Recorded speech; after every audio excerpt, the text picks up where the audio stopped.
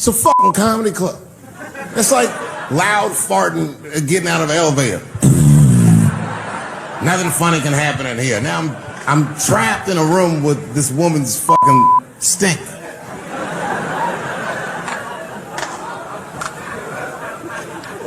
And I say, Miss,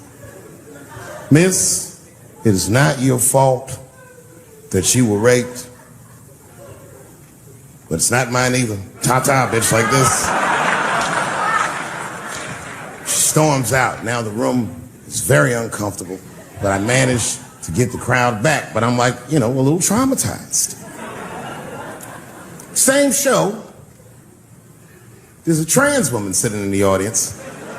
This is a true story. This was like a few weeks ago. I did 6 shows that weekend. This trans woman came to 4 of them. Calls herself Daphne. Man, this chick Daphne was in there cracking the fuck up at everything I said about everybody. It was amazing. She was laughing, and it was fun to watch her laugh. You could tell she was letting go with something that was heavy, and she'd throw her head back, and she'd smile with all her teeth. She was having a great time. And the more fun she had, I felt bad, because I knew I had some trans jokes to unload. And I thought to myself, maybe I shouldn't say these jokes because I don't want to fuck her evening up. She's having so much fun. But then I thought to myself, well, if I can't say it in front of her, should I say this shit at all? So I let her rip. To my surprise, Daphne laughed harder at the trans jokes than anybody in the room. In fact, everybody in the room would look at her to make sure it was okay. And I got off stage, was in the dressing room. I was like, man, this is a fucking weird show. I'm sitting in the dressing room by myself just trying to figure out, what the fuck just happened out there? Why is it that this one woman can't take any of these jokes and Daphne can take all of these jokes? So weird. And then I realized, Daphne used to be a man.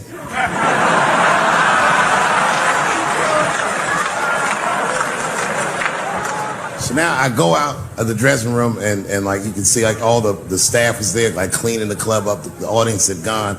And sitting at the bar by herself was Daphne. And she's like, hey, Dave, come join me for a drink. And I don't want her to think that I'm transphobic or nothing. So I'm like, fuck, I guess I could have at least a drink. And we get some tequila and we're sitting there. And she was fucking cool. Turns out that Daphne, she wants to be a comedian. She was asking me for advice, and I told her advice and all this shit. And then she says to me, boy, you sure do get a bad rap for your trans jokes. I said, Daphne, thank you, but you don't have to say that. I hope I didn't offend you. She goes, no. She said, in fact, I read about you in the New York Times. I said, you did? She said, yeah. She said, I thought it was interesting that they blamed you for R. Kelly. They said you normalized him for telling jokes about him. I go, yeah, they said that. She goes, I wonder why they never said that you normalized transgenders by telling jokes about us. And I'd never thought about that. It never occurred to me. And we started making out. And then I reached up just to see what it felt like. I was like, what? And it felt like pussy, did it? I was just like, go ahead, ask me a question. What the fuck you gonna do if Trump get reelected? What am I gonna do if Trump get reelected? Probably get a significant tax break.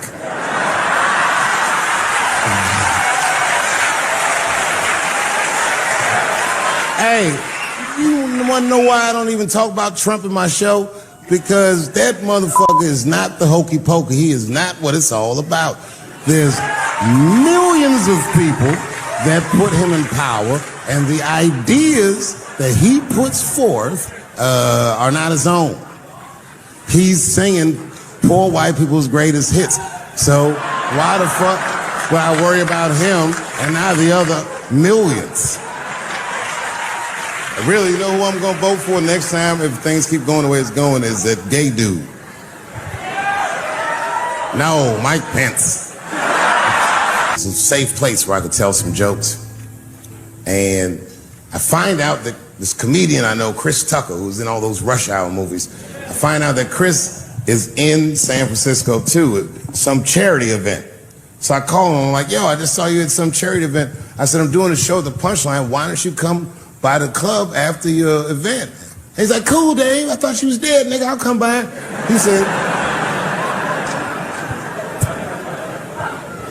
He says, is it okay if I bring some friends? Because, I'm with a lot of people.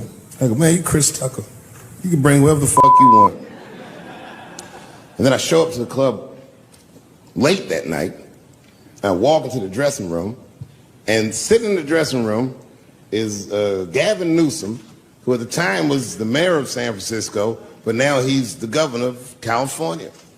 And sitting next to him was Kamala Harris, who at the time was the DA of San Francisco.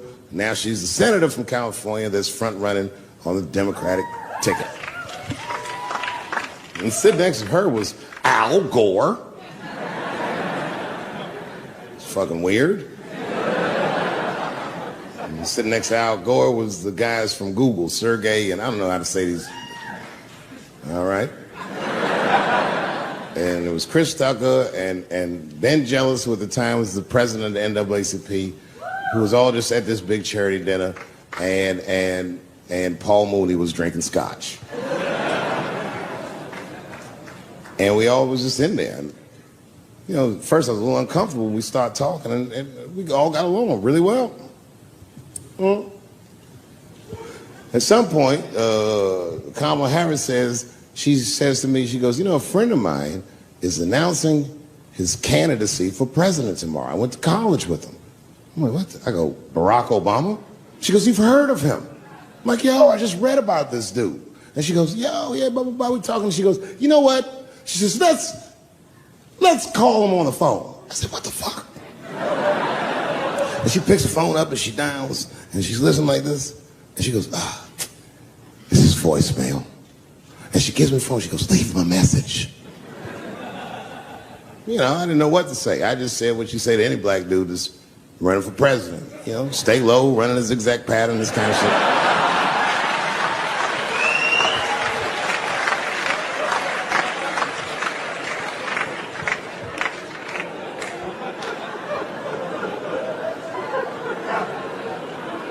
And then the last thing I say is, you know what? I said, sir, I really do believe you can do this. Like, man, I'm wishing you luck. Now, next day I wake up and go for coffee at a place called the Embarcadero. It's like an eatery by the sea in San Francisco. And I'm walking to the coffee shop and there's a police line and I can't cross the tape. But then I figure, fuck it, I'm Dave Chappelle, so I go into the thing like this. And the police yoke me. These motherfuckers tackle me immediately. And I see over the police's shoulder Gavin Newsom. I couldn't remember his name, but I remember the night before I had kept teasing him and saying he looked like Christian Bale, the guy from the Batman movies. So I see him and I can't remember the name, so I'm just like, Batman, help!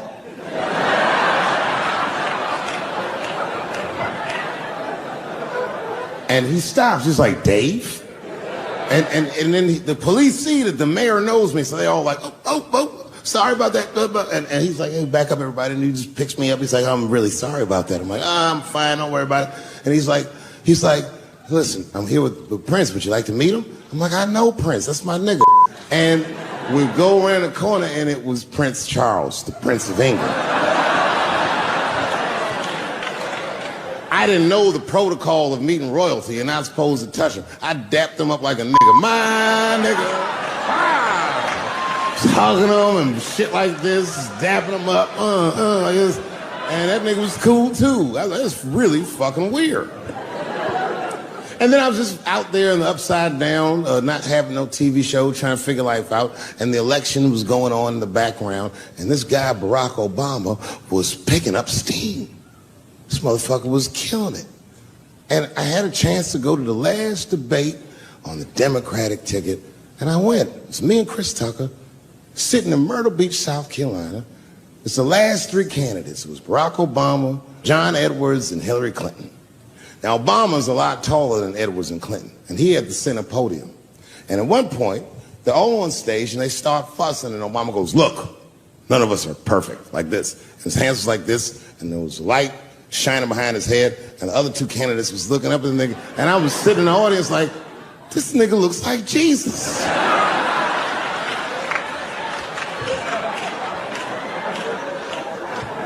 And I realized in that moment that I was looking at the next president of the United States. I was certain of it. I couldn't explain it, but I knew what I was seeing. And I got really excited. And I'm not that kind of guy. I said, I gotta meet this motherfucker. So I stayed. They were all on stage doing interviews, and I just waited. I was waiting and waiting. And then John Edwards was done with his interviews first, because everybody knew he wasn't gonna win. And I see John Edwards, and I said, hey, Senator Edwards, I just want to say hi. And that motherfucker looked at me like, I'm like, fuck you, nigga, you gonna lose anyway. And then he left, and then Hillary Clinton just walked by me in one of them Steve Harvey suits.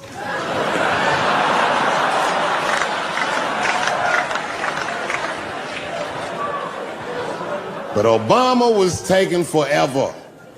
Everybody wanted to talk to him. When I knew the media saw exactly what I saw, there was no question about it. That was the guy. I waited and I waited, and finally, it must have been over an hour and a half, he finishes his last interview. He's like, well, thank you very much. Good talking to you. And he turns around, and we make eye contact. He sees me, and when he sees me, he looks over, he goes, Dave Chappelle. And Obama did me the same way I did Prince Charles. He dapped me up. And he like bro hugged me, and he pulled me in, and I'll never forget this. He said in my ear, I got your message. Thank you very much, New York. The second time I met O.J. Simpson.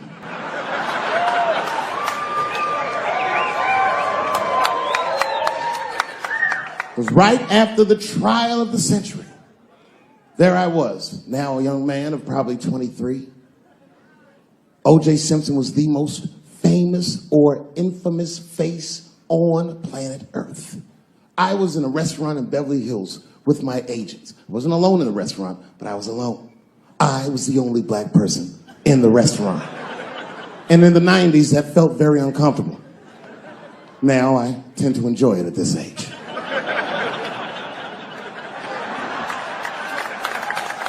I was having dinner with my agents, celebrating a deal that they told me was lucrative, but I later learned fucking sucked. And suddenly, a group of women walked by. Every race was in that group. Black, white, Asian, Latina, white, and white again. They were all gorgeous. I watched them walk by. Then, I saw a familiar face. Al Collins, the man from the infamous Bronco check, towards the door. Couldn't believe what I saw. And then, close behind him, was O.J. Simpson, newly released from jail. The restaurant fell still. I was shocked. I didn't mean to say it out loud, but it just came out. O.J. He stopped, turned around to see who said it, saw my black face, and correctly assumed it was me.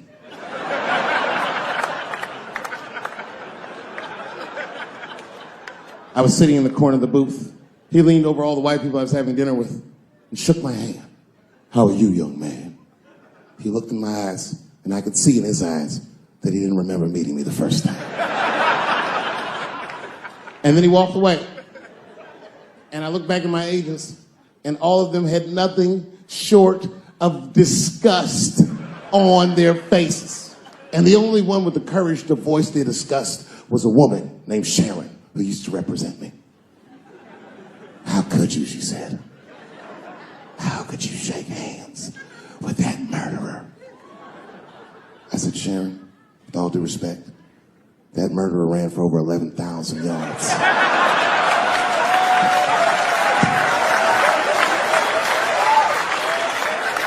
And the glove didn't fit. Glove didn't fit. Get over yourself.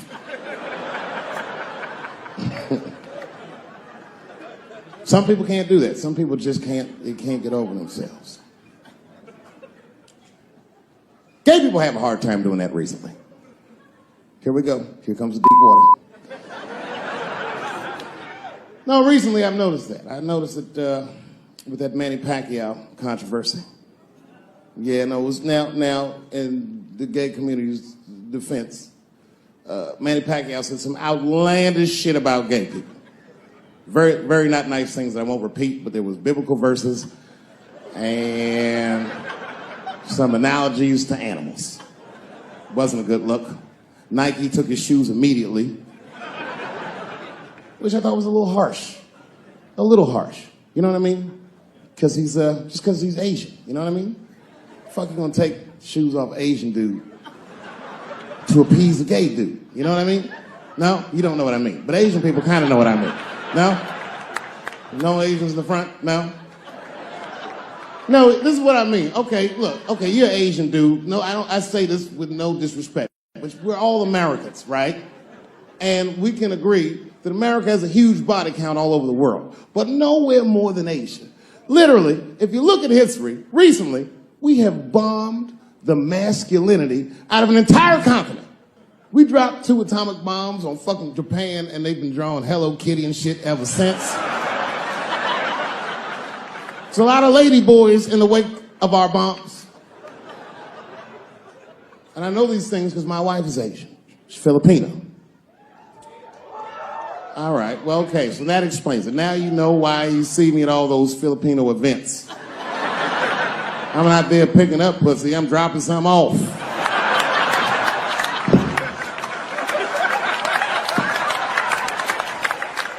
I take my wife to all that shit. I took my wife to see Pacquiao fight Mayweather. We sat ringside, okay? That was a quiet car ride home. That's what that was.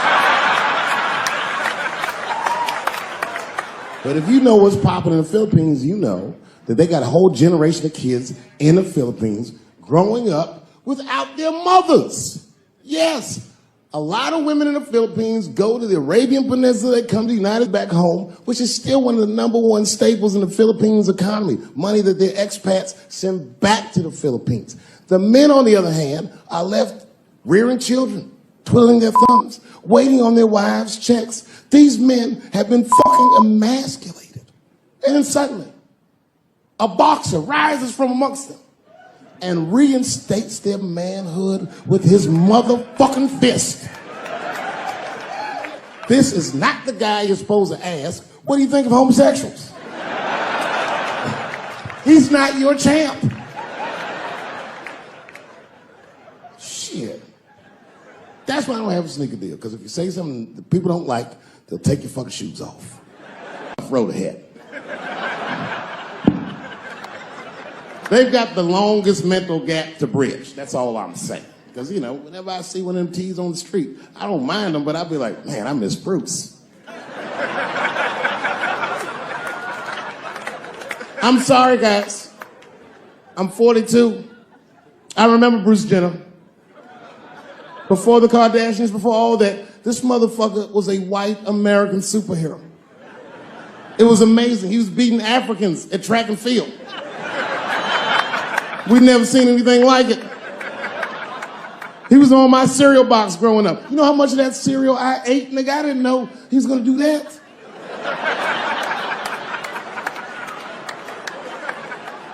I knew before you guys knew. I heard things on the street in Hollywood. You know, you just be out, see people. Hey, what's up, Kanye? Why the long face? Nigga, you'll see. Got 2 mother-in-laws now. And when I heard he was gonna do it, I was scared. I didn't think the public was ready. I didn't think the media was ready. And you know what? I was wrong. Never seen anything like it. Welcome to the world, Caitlin. So long, Bruce. Hello. Somebody called me a nigga in traffic last Wednesday. It's so long, it takes a minute.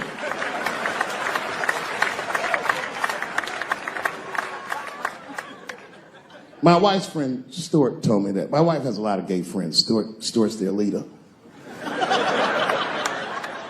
She has a lot of gay friends. And I don't like them.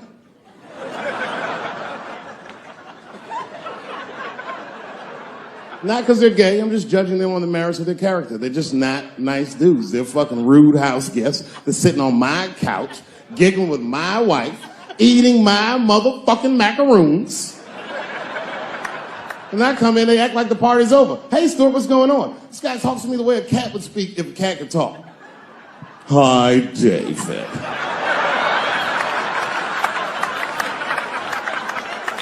Stuart, what's all the beef, man? What's going?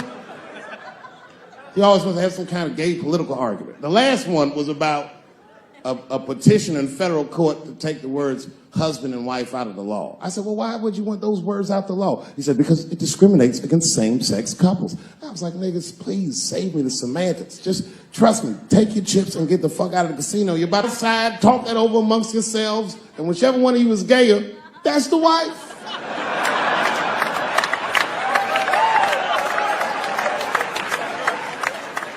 No, Stuart didn't like that. Stuart educates me about this movement, you know what I mean? I didn't even know shit about it. He told me it's called LBGTQ. I was like, what the fuck is the Q? Does that even make sense, Q? Turns out Q is like the vowels. That shit is sometimes Y. It's for gay dudes that don't really know they're gay. You know what I mean? Like prison fags who are like, well, I'm not gay, nigga. I'm just sucking these dicks to pass the time. I'm not G, I'm Q. Ugh.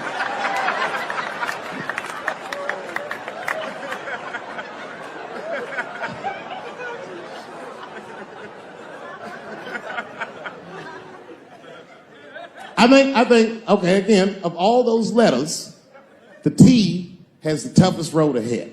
In fact, I think the T should stand for tough. If Martin Luther King had a sneaker deal, we'd still be on the back of the bus. They always true, the Nike exec come up, hi, Martin,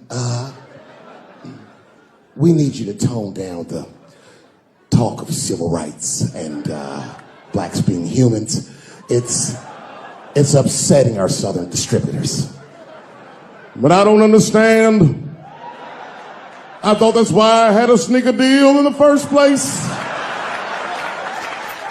Not quite. Really, it's a walking shoe, and we like the marching, but try to understand. Fuck that shit. You know, I get it, though. I understand why gay people are mad, and I empathize. You know what? I'm just telling you, this is a black dude. During the civil rights movement, I can't read what's on the teleprompter. Some about black America and white America. There's black Americans and there's white Americans. We're all one America. So if you don't mind, this is not live, is it? I imagine whatever I say, you could just edit it out. Let's try it a few ways. Lou, are you in the booth? I am. All right, good. You know what, Lou? Let's just play around with it and see if we can get it right, get this clip package on, and then let me go home, all right? You got it. All right. Ready? All right, count me in. 5, 4, 3, 2, 1. Wu-Tang. I'm just with you, Lou. Let's do it again. We're gonna do it again. We'll get it right. Here we go, Dave. 5, 4, 3, 2. You know, when I was a comedian starting out in Washington, D.C., right here in this city, 1988, I'll never forget this. It was a comedy club owner that banned profanity from his comedy club. He said it offended his audience, and this was a cause of major concern for all the comedians in the circuit. And we all called a meeting, and we had the owners come, and it was the club owners, and it was the comedians. It was the classic labor dispute. The club owners laid out their case. There cannot be profanity in these clubs because that offends people. And there's a comedian who's still a good friend of mine to this day. He lives right here in Washington, D.C. He stood up. And he said, he's black, I should tell you, because it's important to the story. He says, I use profanity because I live a profane lifestyle. He says, I don't have an insect infestation in my house. I have roaches.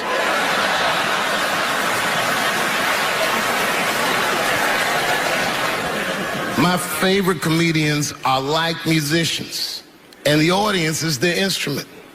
And the music they make is your laughter. And that's the laughter that I scored my entire life to. So now, some of my favorite American comedic composers. Thank you. When I lose my job, I lose my man. treat me like a dog. He called me a dog. Yes, he did. One day he called me an old dog. Sometimes I wished I was a dog and he was a tree. When you stop and think, football's a fair sport for my people. Only sport in the world a Negro can chase a white man and 40,000 people stand up and cheer him. See, in my neighborhood, the kids have a kind of a dubious reaction to that whole Santa Claus concept. They just don't believe that a white man will ride a reindeer through Harlem after midnight. In truth, white friend, it's you that all look alike. But look at the black people around you. We're all different colors. Black walnut, burnt elk, almond, chocolate mocha, pecan, vanilla, yellow, mellow, light, bright, and damn near white. We come from the first people on the earth. You know, the first people on the earth were black people. We the first people had thought. Right? We was the first one to say, where am I? And how do you get to Detroit? I think maybe like 30 years ago, there was a woman that wanted to sing, and a black lady that sang opera that wanted to sing. What was her name? Mary Anderson. And this place was like segregated, and they couldn't sing there. And here we are, like not even 50 years later, a 22-year-old black man on stage getting paid to hold his. God bless America. I gotta go now. Y'all take it easy. Bye-bye.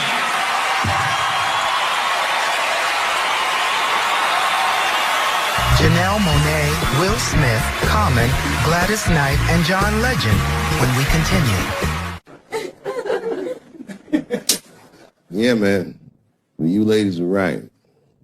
To be honest with you, your lives look terrifying to me. They do, man. I know nothing about being a woman, but I know fear. Yo, I used to live in New York when I was 17, and I couldn't even pay my bills. You know what I did to make money? I used to do shows for drug dealers that wanted to clean their money up. One time I did a real good set, and these motherfuckers called me in the back room. They gave me $25,000 in cash. It's probably 18, 19 years old. I'm scared. I thanked them profusely. I put that money in my backpack. I jumped on the subway and started heading towards Brooklyn at 1 o'clock in the morning. Never been that terrified in my life.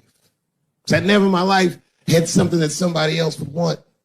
I thought to myself, Jesus Christ, if motherfuckers knew how much money I had in this backpack, they'd kill me for it. Then I thought, holy shit. What if I had a pussy on me all the time?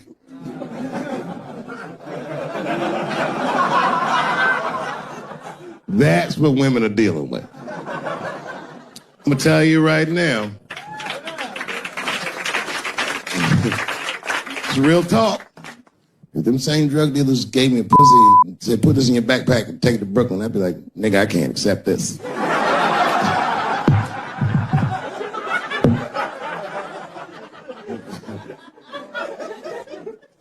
I empathize, man, you know. Everybody gets mad because I say these jokes. But you understand that this is the best time to say them. More now than ever. And I know there's some comedians in the back.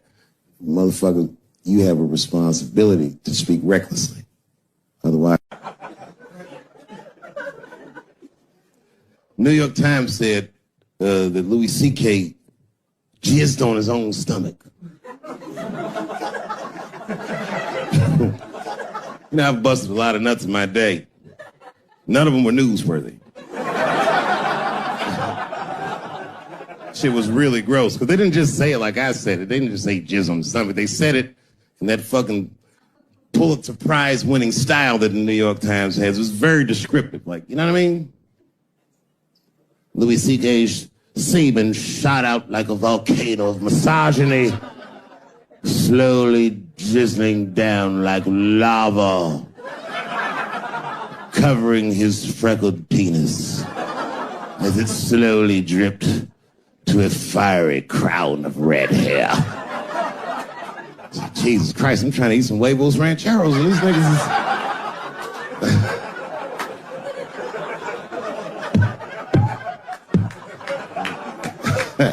And you know, the tough part, being a comedian, knowing the motherfuckers, everybody comes up to me like, did you know? Did you know what Louis was doing? No, bitch, I did not know.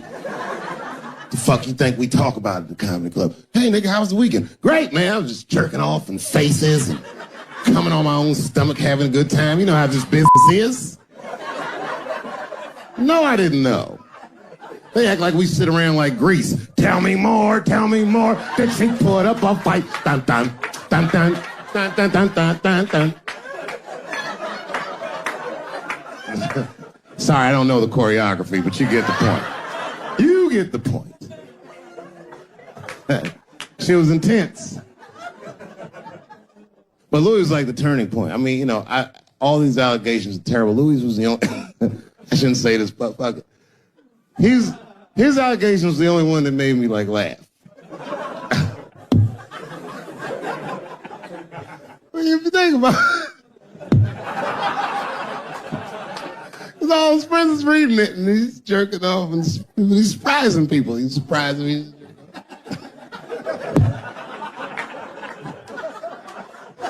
I just picture all the comics in comedy just reading, they're like, what?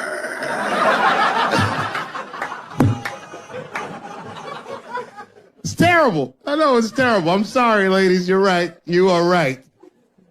But at the same time, I mean, you know what I mean? I don't know. Jesus Christ, they took everything from Louis. I was like, I don't know, it might be disproportionate. I can't tell. I can't tell. This is like where it's hard to be a man. One lady said, Louis C.K. masturbating in front of me ruined my comedy dreams. Word? Well, then I dare say, madam, you may have never had a dream. Come on, man, that's a brittle spirit. That is a brittle-ass spirit, nigga. That shit is too much. This grown-ass woman. You know what this shit is like? It's like COINTELPRO. You know what that is? It's a program that the FBI had on J. Edgar Hoover. In this program, one of the many things they did was they would track the sexual habits of anyone they considered an enemy of the state. It was a lip button. That's why they got all these fucking sex tapes with Martin Luther King fucking bitches. But lucky for us, he actually had a dream.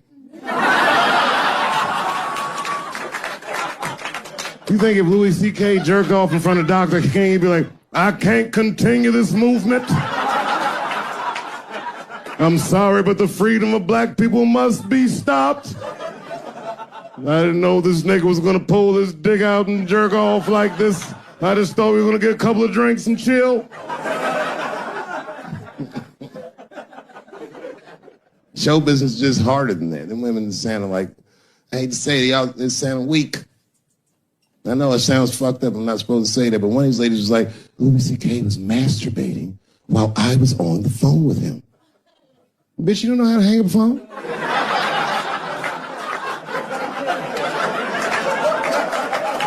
How the fuck are you going to survive in show business if this is an actual obstacle to your dreams? I know Louis is wrong, ma'am. I'm just saying I'm held to a higher standard of accountability than these women are. Don't forget who I am. Don't forget what I am. I am a black dude.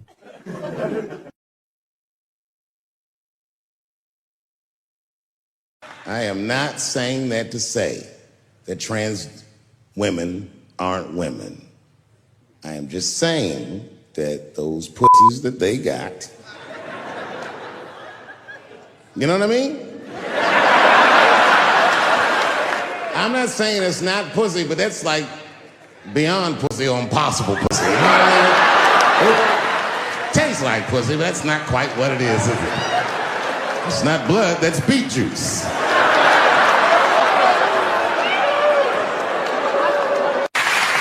But I can't say the word faggot. And she said, because, David, you are not gay. I said, well, Renee, I'm not a nigger either.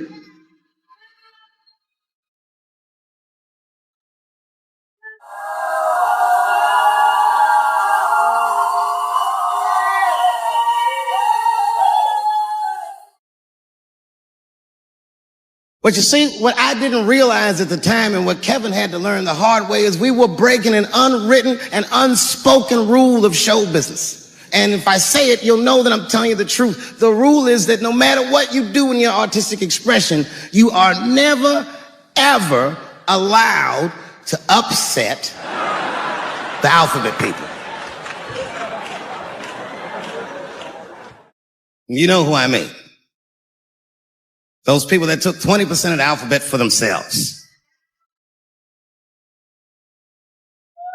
I'd say the letters, but I don't want to conjure their anger. It's too late now. I'm talking about them L's and them B's and them G's and the T's.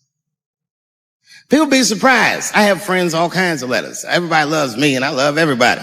I got friends who are L's, I got friends who are B's, and I got friends who are G's. But the T's hate my fucking guts. And I don't blame them. It's not their fault. It's mine. I can't stop telling jokes about these things. I don't want to write these jokes, but I just can't stop.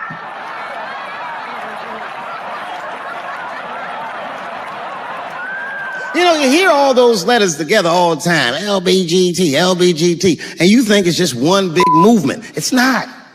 All those letters are their own movement. They just travel in the same car together. And my guess is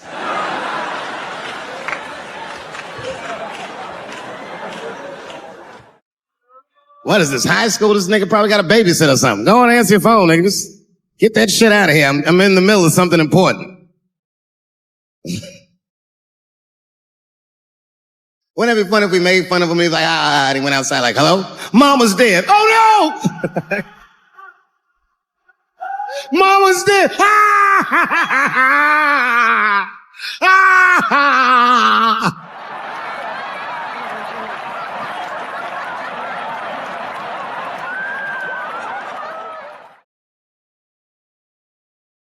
That's a weird time phone call, wasn't it? It's like his phone is gay.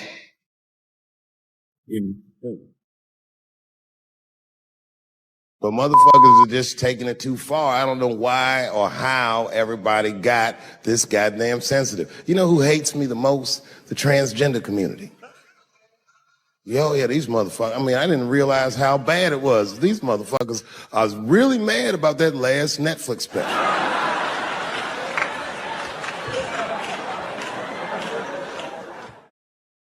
It's tough, man. I don't know what to do about it because I like them. I always have. Never had a problem with them. You know, just fucking around.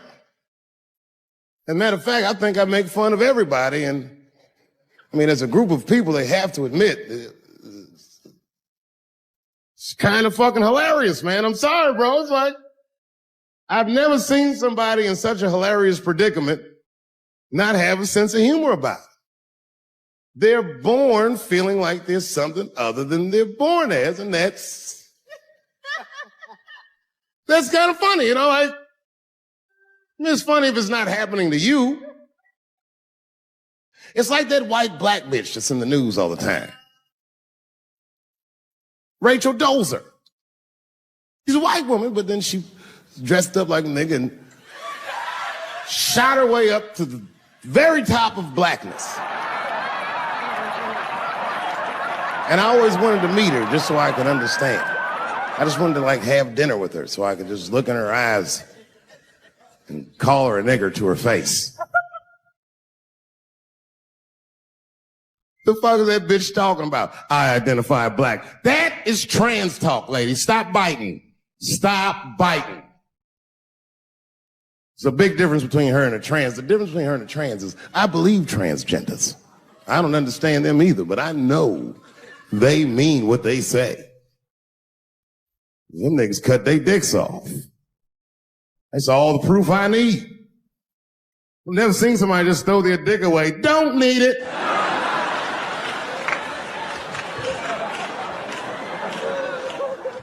I don't understand, but I believe you and I support your decision, motherfucker. But how far is Rachel willing to go? What is Rachel willing to do so that we blacks can believe that she believes she's actually one of us? Bitch, are you willing to put a lien on your house? Invest in a mixtape that probably won't work out?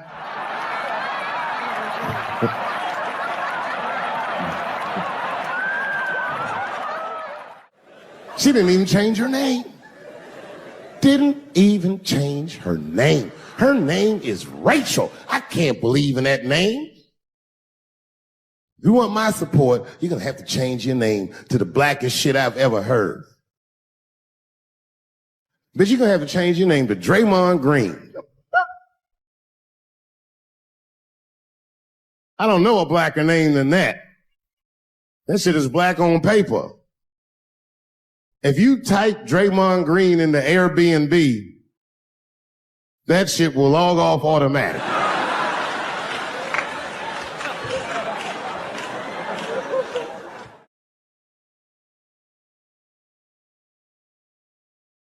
You know, people get mad, bro. People get mad about everything I say.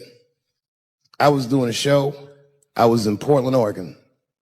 And I was checked in a hotel under the name Charles Edward Cheese.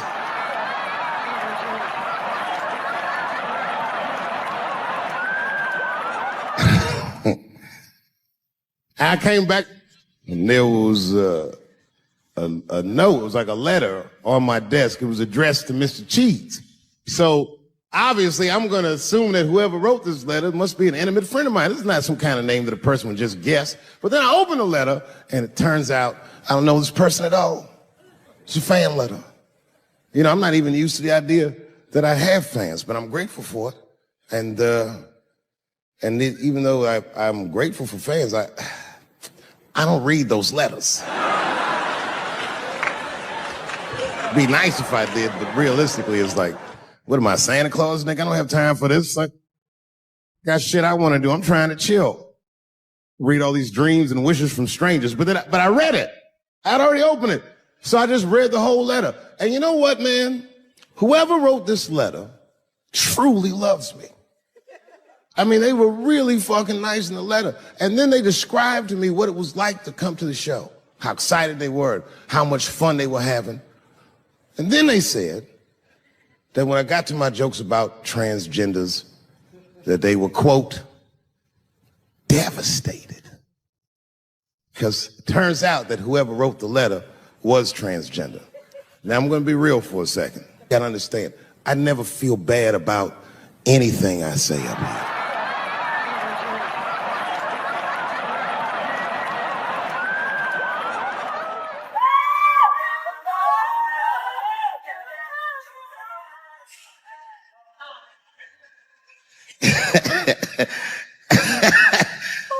Like I was saying, my guess is the G's are driving that car. That makes sense to me because there's white men in the G's. And these people are trying to get around discrimination and oppression. And you know how white dudes are. We know these roads. In fact, we built these roads. The rest of you buckle up. We'll get you to where you want to go. So the G's are just driving the car. Of course, next to the G's in the passenger seat is the L's. Everybody likes the L's, except for the G's. I don't know what that's about. I just know the G's don't like them that much. And the G's always say like little subliminal digs on them. It's unnecessary shit. It's not mean, but you know what I mean? They just be like, oh, I wouldn't wear that. The only thing that breaks the tension between the L's and the G's are the B's in the back seat. That's right, there you go. Everybody scream out when you hear your letter.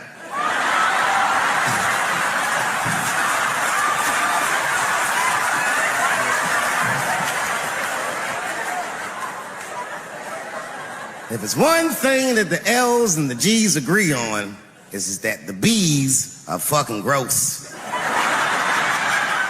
They seem greedy to the L's and the G's, you know what I mean? They're just sitting in the backseat like, yeah, man, I'll fuck anybody in this car. What's going on, man?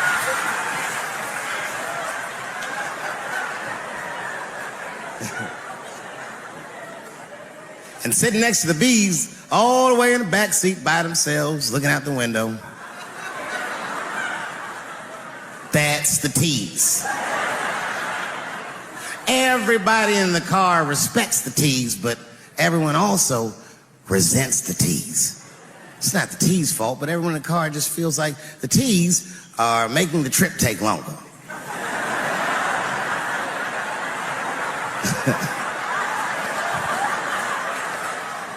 Anything the tease say gets on everybody's nerves. And then the tease don't even say anything bad. They just be in the back talking to himself.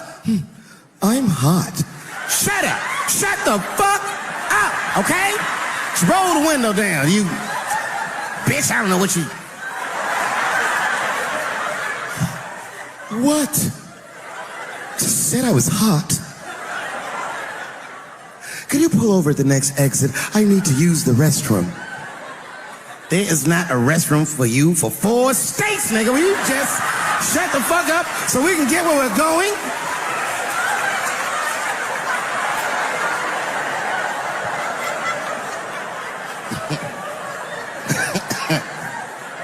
And just when that car can't get any more tense, the cues are a hitchhiker that they pick up on the road. Some white dude in booty shorts is walking down the freeway.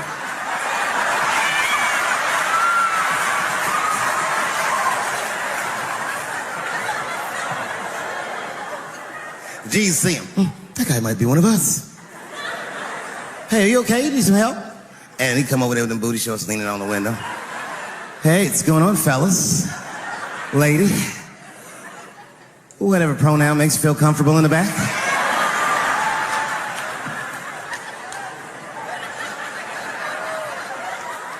Yeah, I don't really know where I'm going. I don't know if I'm gay or I'm straight or whatever. All I know for sure is that I really want to get in this car.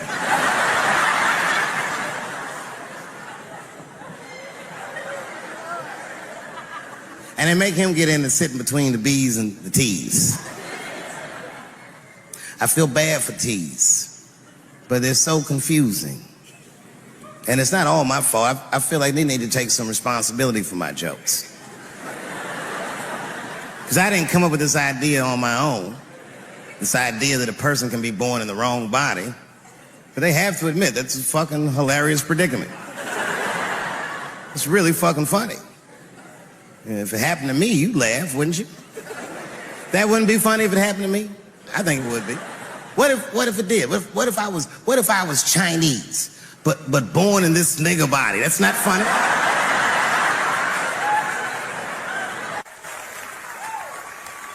And I would never admit this to you if I hadn't locked your phones up. But it was the weirdest thing. Like when I read this letter, this shit made me feel bad. I didn't feel bad about what I said, you understand? I felt bad that I made somebody else feel bad. To be honest, I don't even know what I said that upset that person. I have so many transgender jokes.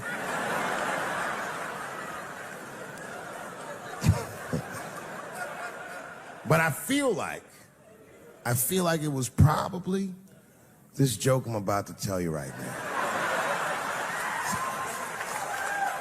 And it's not even that bad of a joke. It's a true joke. I mean, it's not true, but I had read in the paper that Caitlyn Jenner was contemplating posing nude in an upcoming issue of Sports Illustrated. And I know it's not politically correct to say these things, so I just figured, fuck it, I'll say it for everybody else. Yuck. Oh, sometimes I just want to read some stats. I don't know why you're gonna cram some man pussy in the middle of the sports page like this.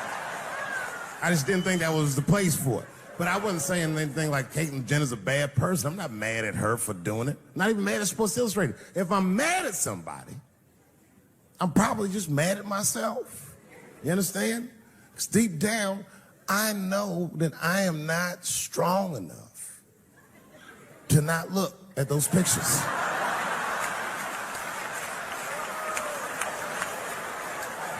And I don't think I'm ready to see what she's trying to show me. So Caitlyn, God damn it, if you go through with this thing, Bitch, you better go hard or go home. I want you to go all the way. Hustler style. Do you know what hustler style means, miss? That means spread the lips.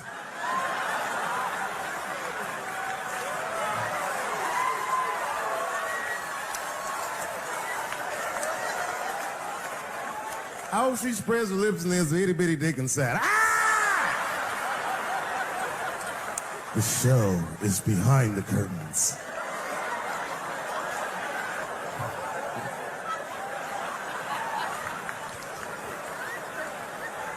I don't know what I said that upset that person. But I'm gonna tell you something. When I read that letter, and the moments after I read it, I did something that many black men in America do not have the time or the money to do. I thought about how I felt.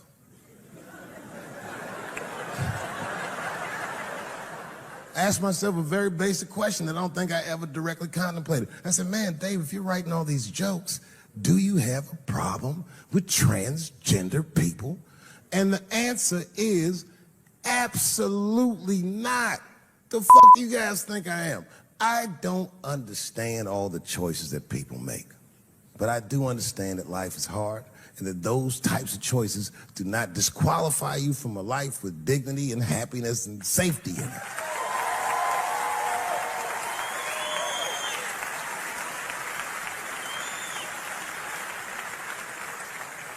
But if I'm honest,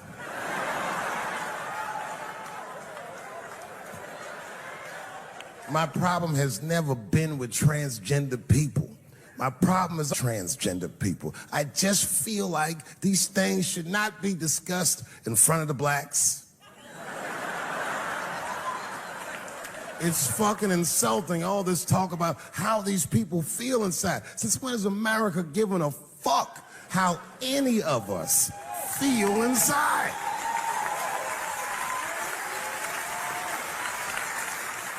And I cannot shake this awful suspicion that the only reason everybody is talking about transgenders is because white men want to do it.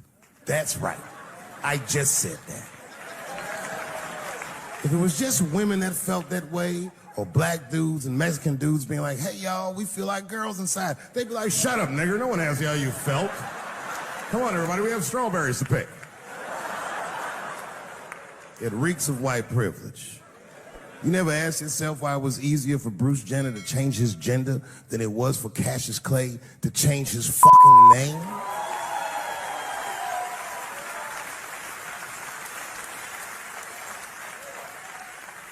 And if I were to be brutally honest, the only reason I ever been mad at the transgender community is because I was at these niggas for 6 songs straight.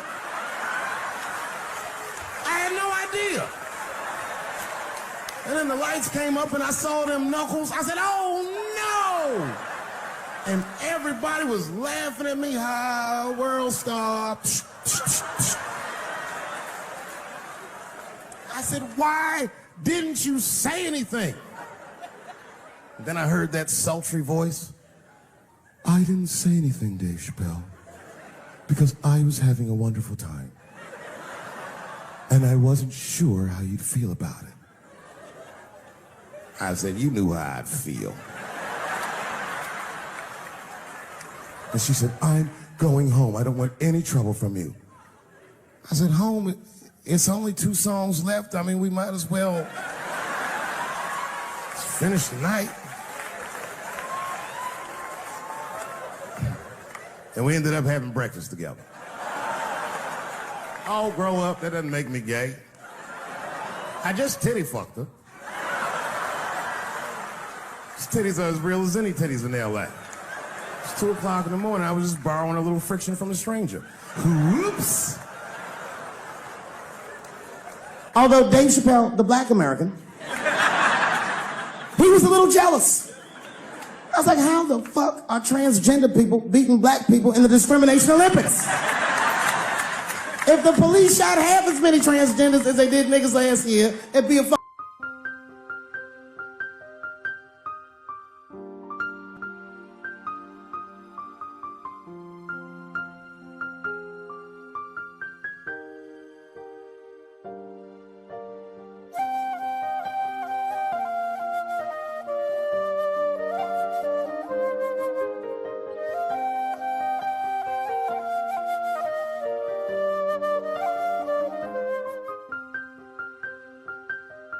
fucking war in LA. I know black dudes in Brooklyn, hard street motherfuckers that wear high heels just to feel safe.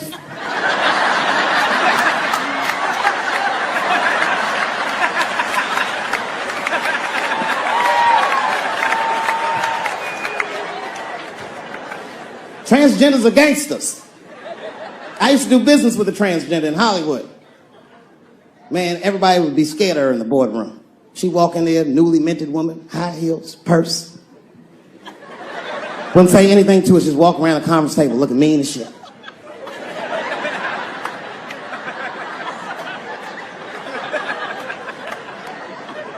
And then she walked to the head of the conference table, stare at us all, reach in her purse and pull her old dick out and throw it on the table. Let's talk business, gentlemen.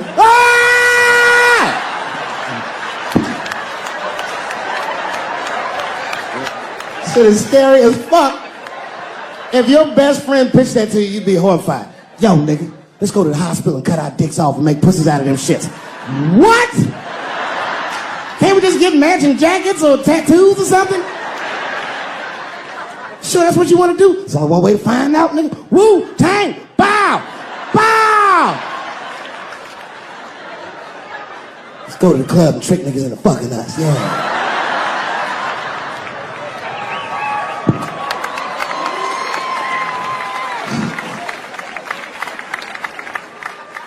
The third time I met O.J. Simpson.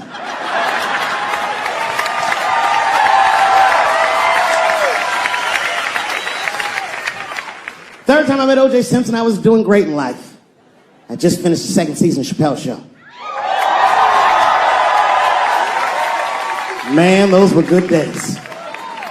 I was playing a comedy club in Miami, the Improv. I don't know if you've ever been, but if you have, you'd know. The door for the green room is right on the stage. Can you imagine such a thing? If I walked out of the door of the green room, bam, I'm just right here, right from the dressing room. And I did that. I walked out, and the whole crowd was like, hooray! And I looked, ma'am, as close as you are to me, I saw him as soon as I came out, the juice.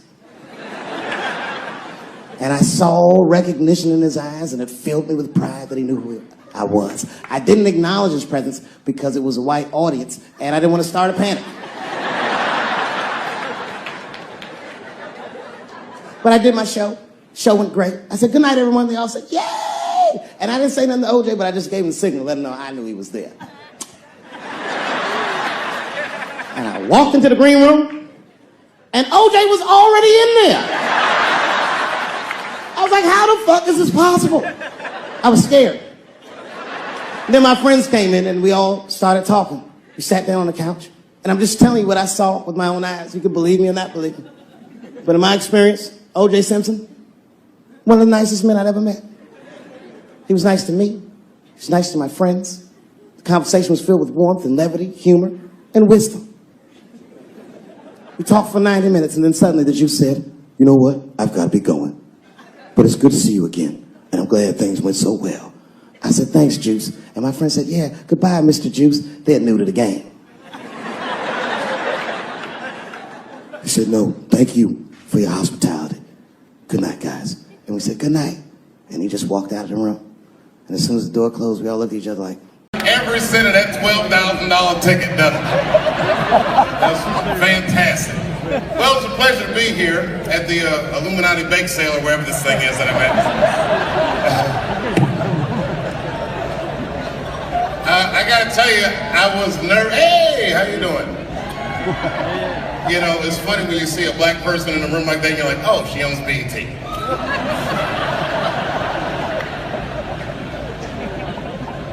I normally don't do benefits. Not because I don't care, but because the crowds are historically stuffy. I don't like being judged. I love you, bro. In a very impersonal way, I should add. But I can't even see who said that. I haven't been back in New York in a while, especially for something like this. I was here years ago. And it was one of those times my wife was mad at me because I had said something terrible. These things happen in a marriage. We always say the meanest things to the people we love the most. And it's not that we mean them, it's just that we know that these people love us and they'll let us say these things. And it makes us feel better. So this particular time I was in town for a protest. It was during Occupy Wall Street. I wasn't here for Occupy Wall Street, I was here for a lesser known protest called Occupy Luxury Suite. It was day 6. I was bored, it was late in the afternoon, so I figured maybe I'd call some of my friends in New York and tell them I was in town, have a nice lunch. And I did. I called them up, we had made plans, and then I went outside to catch a cab. And that's when reality set in. I'm still black in America. It was 4 o'clock, it was hot. You know how New York gets in the summer when it's hot? It was that sweltering, do the right thing heat. And I'm standing out there trying to catch a cab, and I can't catch a cab to save my life. But then I remembered I was staying at a luxury suite, and there's a guy there that's supposed to help me out. So I go to him, and I say, sir, I'm having a very difficult time catching a cab, and I'm against the hotel. And he said, Mr. Chappelle, absolutely. Why don't you wait in the bushes, and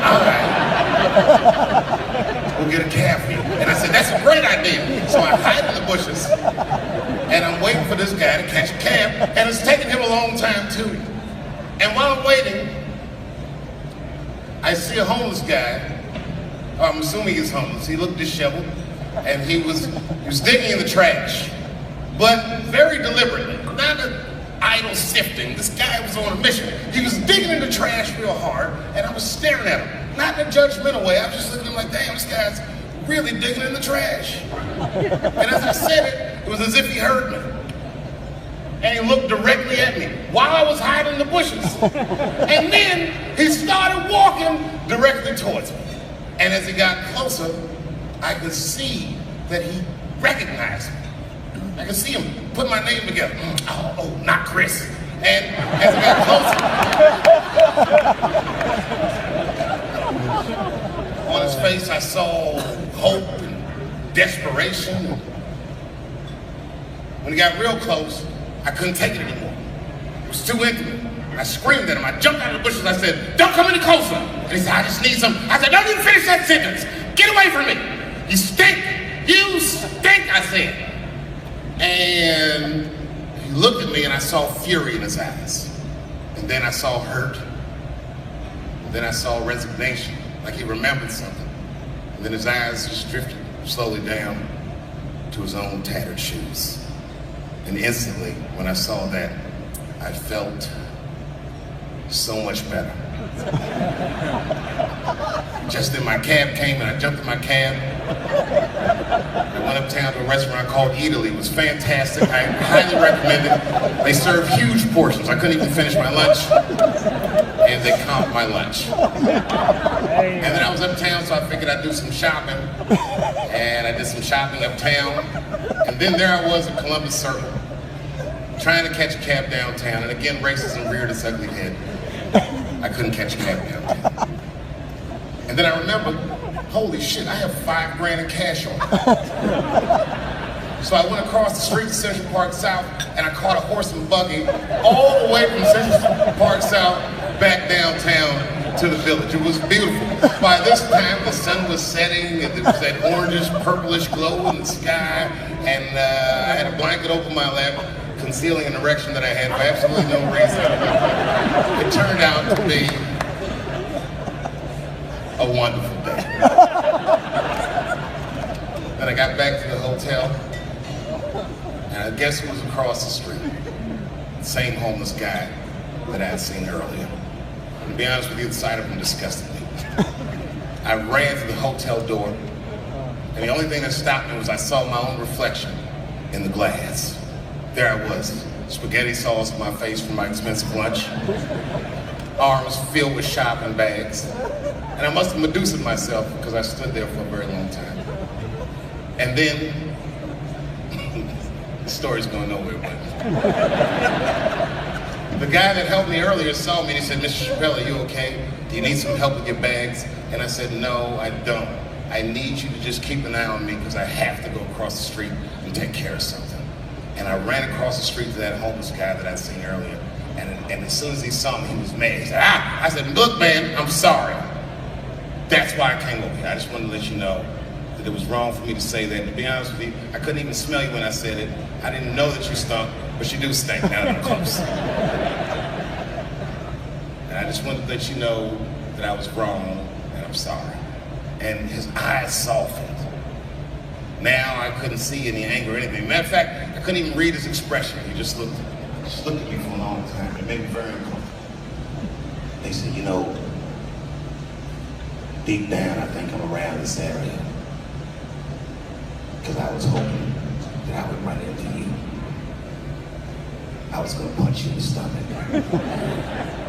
It takes a real man to know when he's wrong. And it takes a bigger man than that to admit that he's wrong. And you coming over here and apologizing to me, he said, that's no little thing, young man. And I accept the apology. And I said, well, thank you very much, sir. And I don't mean this in a bad way, but I had a wonderful day today. I said, it was a beautiful day. And the only time I felt bad all day is when I thought about you. And he said, that's fucked up. I said, I know. But I did think about you when I was shopping, and I bought you something. In case I might have saw you. He said, you bought something for me? I said, yes, I did. And I set all my shopping bags down, and he went up to that shopping bag, and he looked in there, he said, oh my God. I said, not that one, motherfucker, this one's for me. And I handed him a Macy's bag. He said, oh my God, is this for me? He said, for you, go ahead, look. He said, this is a brand new lime green velour Sean John sweatsuit. I said, yep, same shit Puffy wears. And he said, man, thanks, young man. And he started to put it on right there on the street. I said, wait a minute, that's not all. Look in the pocket. And he looked in the pocket, and he was like, is this a, I said, that's right, a marijuana cigarette? I said, yes, that's right. He said, I have not smoked marijuana since Vietnam. Without smoking, if you smoke it with me. I said, well, I hadn't planned on putting my lips on the same joint as you. Sure, why not? I'll light it first. And I lit the joint up. We literally sat there on the dumpster right there in Soho. Smoke weed, me and this homeless dude. He had on that lime green sweatsuit. Kind of looked like Oscar the Grouch, as the son would say. I know you guys are mad right now, but who is this? We are all incredibly privileged people. And you know, I was the first guy on television to ever say, give Donald Trump a chance. I know, I fucked up, I shouldn't have said that. Huge mistake on my part.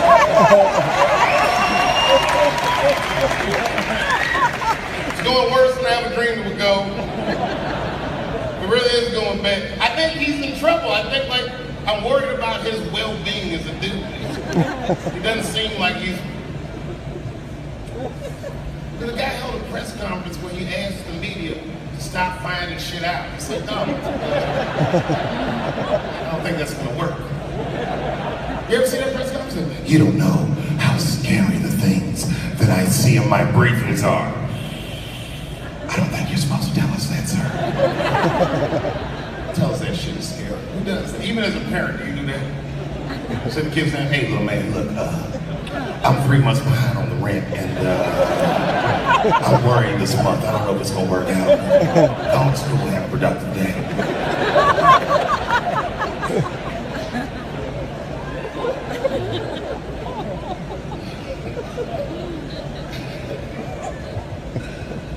I don't know.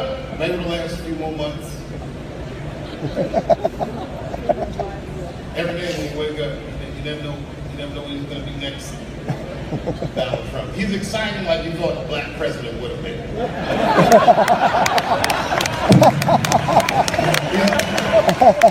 action-packed in a way we never dreamed the president would be action-packed. That's great. It is a crazy shit. Donald Trump said we should not let any Muslims into the United States until until we can figure out what's going on. And I think that's way out of step with the way people feel in America. Am I wrong on that, or is it me? I think you guys are not a good gauge of how people actually feel about it. You're largely rich white New Yorkers. You didn't even know he was going to win in the first place. I'm the Jane Goodall of white people. I live amongst the poor whites. I study them. And I have no problem with any white person, but the poor whites are my least favorite. A lot of trouble from that. But I knew he was going to win.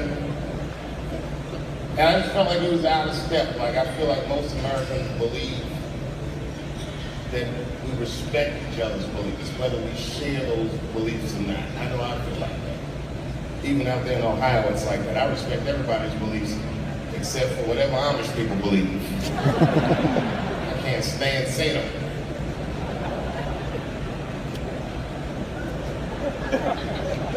See, I took a long pause because I meant that shit. I don't respect other beliefs. I was driving down the street and I stopped my Porsche whenever I see them horse and buggies. All the Amish people know me, not from television, just because I stop every time I see them. Ezekiel. He says, get away from me, E. Ezekiel, come on, bro. Are you sure? You sure God doesn't want you to have any of this technology? He said, you tried to tempt me like the devil. Devil! I'm trying to put you onto the game. I just went 30 miles in 25 minutes. It's a big world, Ezekiel. You don't even know what the weather's going to be tomorrow, do you?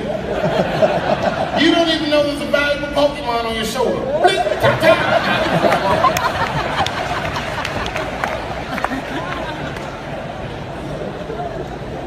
I mean, don't let any more Muslims in the country till we figure out what's going on. I already know what's going on. It's like 17 mass shootings in the United States. 4 of them were done from Muslims. 7 of the countries that are banned have none of those 4 people from them. The other 13 shootings was done by crazy white people.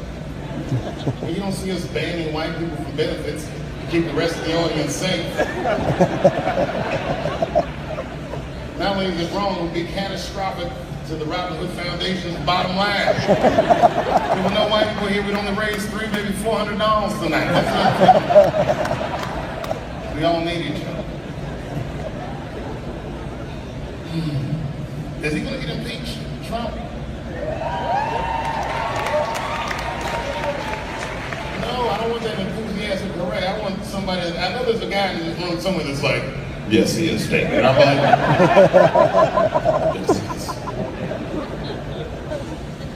His wife still lives in New York, doesn't she? Nobody wants, you guys probably know him personally. I forgot where I was. Sorry about that. I'll just Google this shit when I get home. Hey, how are you, man? You look great, by the way. They asked me to come here for 15 minutes. Sure, they regret it. I am the other Westmore.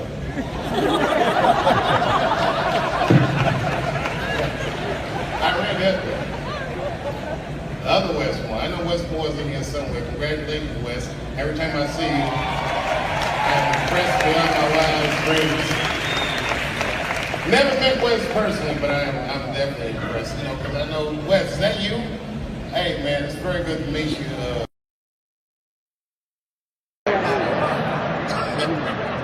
All these movements, not to get deep, all these movements probably started, not even the 60s. All this shit started in 1945. That's when America just fucking lost its mind. It was after that Second World War. Think about it.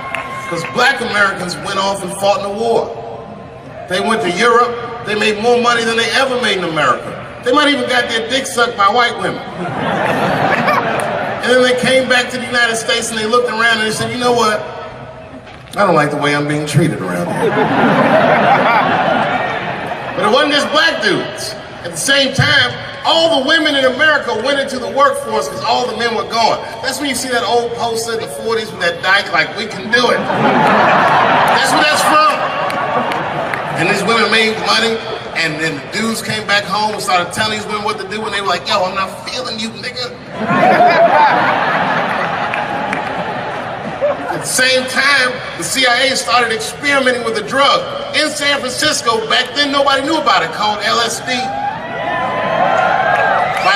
1960, all the white kids in America were like, it works. And a new school of thought was unleashed on the American consciousness. People had never even thought like that before, and now they were thinking like that in mass. White kids in mass were like, fuck our parents' plans for us. By the time 1960 rolled around, the President of the United States was 42 years old. He was the next best hope. And they blew his brains out in Dallas in fucking parade. That's the most gangster shit.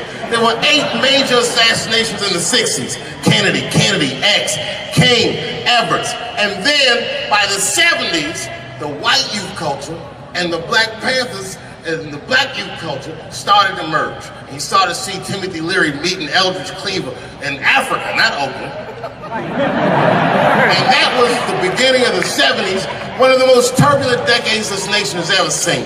And I say all that to say this, that in that turbulent historical context, Bill Cosby raped 34 people.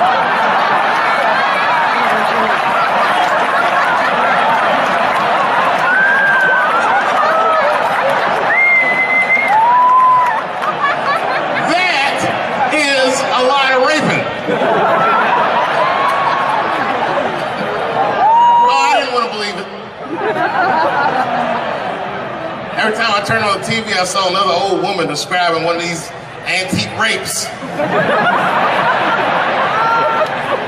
These rapes were old school. They'd be like, and then Bill Cosby pulled my bloomers down. Bloomers?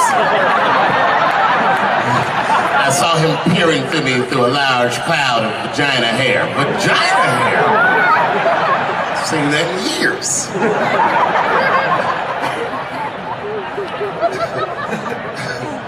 I saw that shit. I said, these people are obviously trying to destroy Dr. Cosby's rich legacy.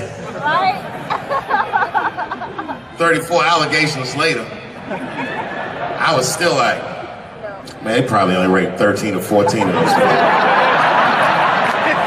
Do all that raping. It's like 50 fucking rapes. And don't forget, each one of these rapes have 8 hours of sleep in them. It's like 1,000 hours of rape. Packed into an otherwise busy schedule. Short corporate rapes, that's what I support.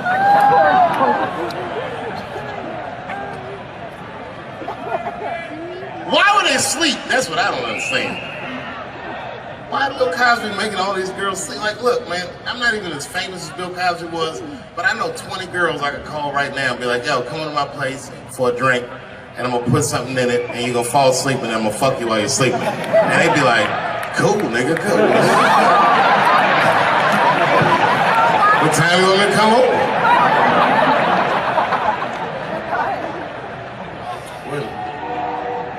Is that a train here, that train? Trains do something to black people. Didn't you feel like running for that train? I've never been in a situation where I needed to. Something about being black, nigga, you just, when you hear a train whistle, you're like, I've gotta go.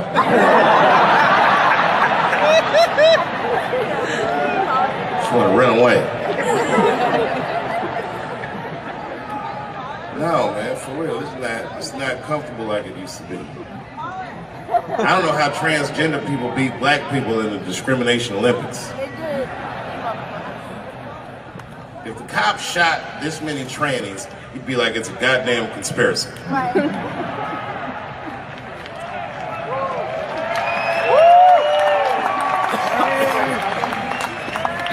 Niggas gonna start wearing high heels just to feel safe.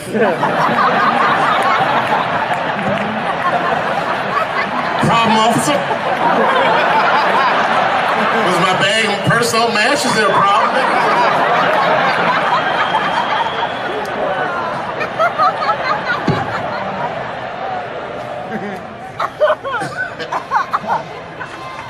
There's too many, man. It's too many.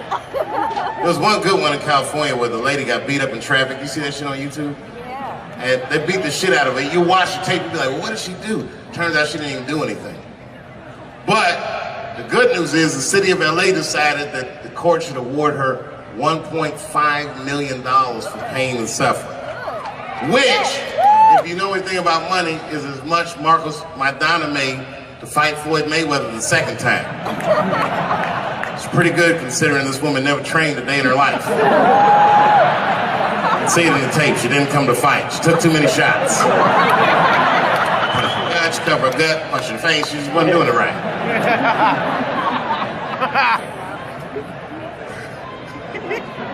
What?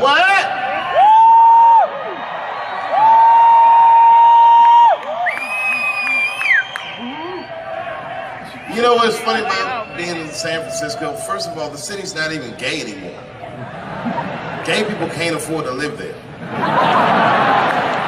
They just visit. Gay people got their money tied up in other shenanigans.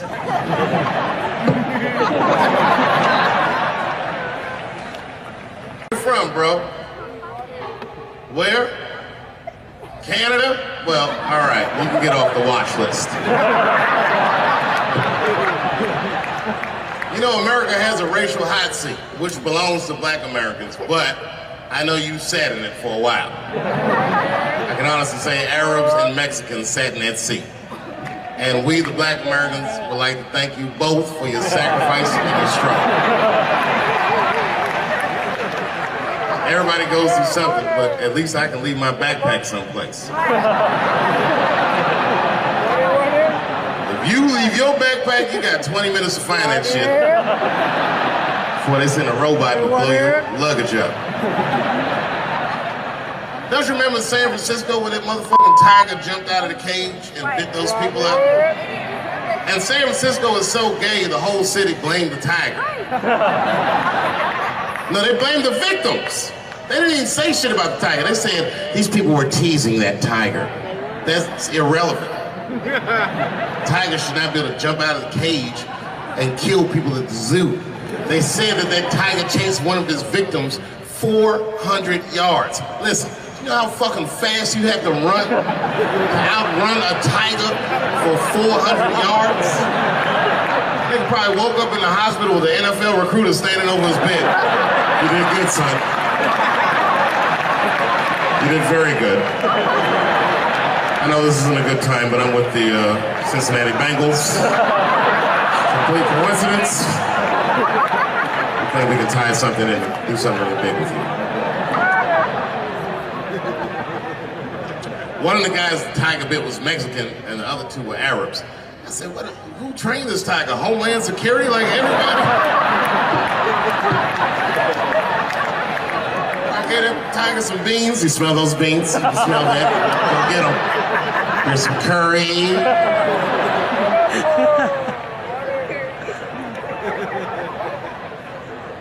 I see a lot of Indians in San Francisco. I always wanted to be in a Bollywood movie.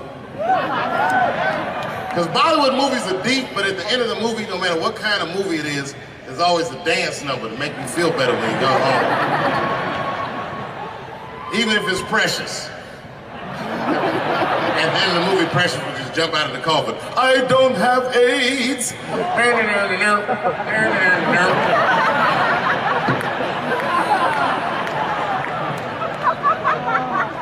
You ever see Precious? Boy, that was a sad movie. Yeah, that was tough. If you haven't seen it, you know all the statistics of living in urban life in America. But if you could picture all those statistics happening to one person for 90 minutes, that was Precious. Life through the book of that fat bitch.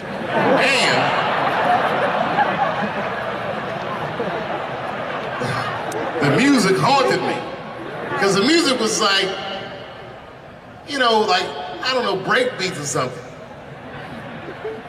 If they had Eddie Vedder do the score for Precious, I'd have killed myself in the movie theater.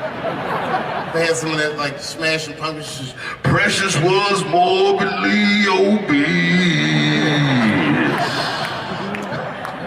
She couldn't read good. She was a victim of incest, and the baby had Down syndrome. Still the first verse, nigga. You gotta see the movie.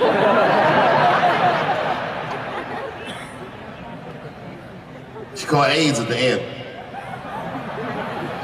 She might have had it the whole movie, but at the end she caught it.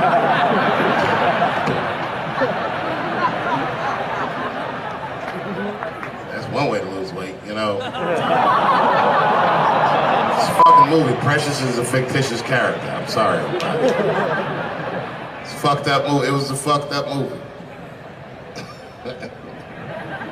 I got scared when I went to see Straight Outta Compton and Eazy-E caught AIDS at the end. That shit freaked me out. Because I didn't know you could get AIDS from firing your manager.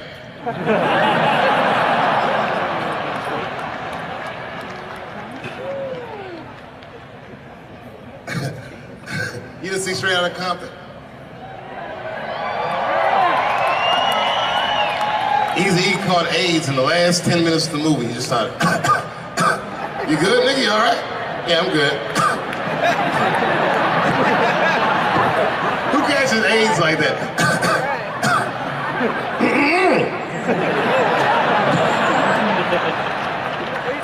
AIDS does not sound like that. It's a racking cough. And AIDS weird that a disease came out of nowhere in the 80s that doesn't kill anybody but niggas, fags, and junkies? What kind of disease hates everybody that old white people hate? I think the government hid that shit in disco balls.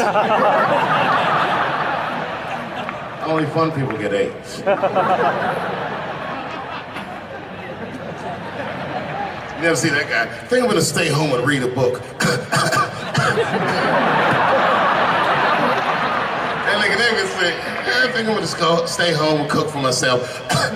You all right?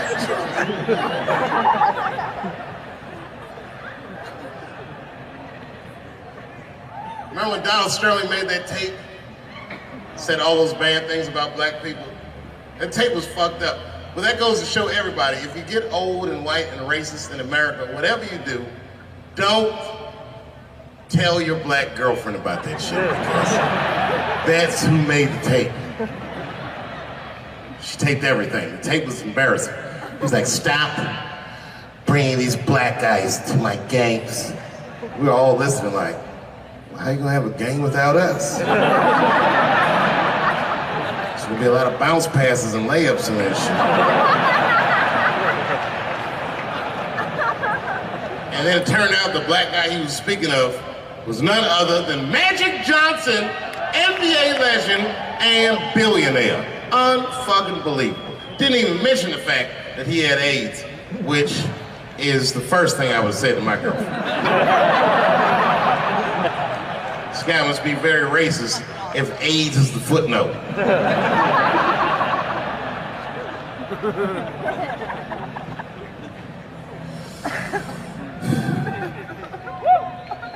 How many of y'all work for Google? Nobody?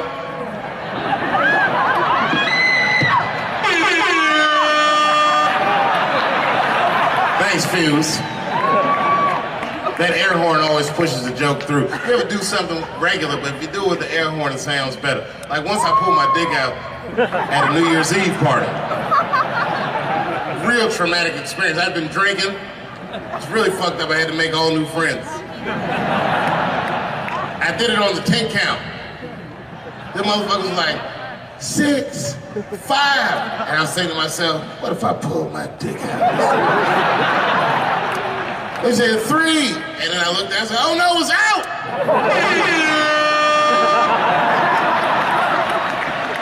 That air horn pushed me over the top. I pulled that shit out of the... I was like, oh!